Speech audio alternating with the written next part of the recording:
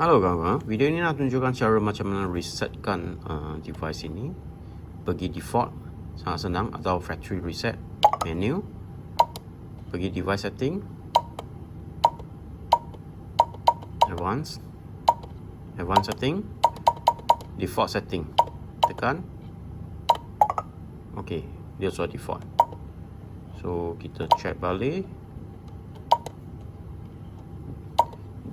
sistem info, masih ada, all space masih ada.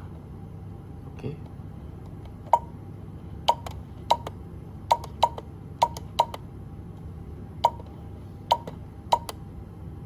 unset. Okey, ada nampak.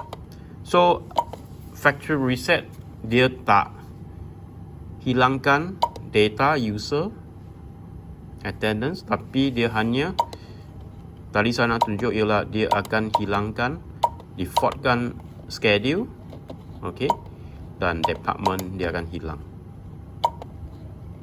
So that's why saya bagi orang tahu itu adalah untuk factory default, factory default kat FP-2. User masih ada kat dalam, dia tak hilang. Data attendant masih kat dalam, dia macam refresh, reset semua attendant itu attend rule sajalah. Okay, bells setting masih ada. Itu saja saya nak tunjuk. Okay, sukakan video ini, bagi satu like dan jangan lupa subscribe kan Equest attendance marketing. Dan terima kasih menonton.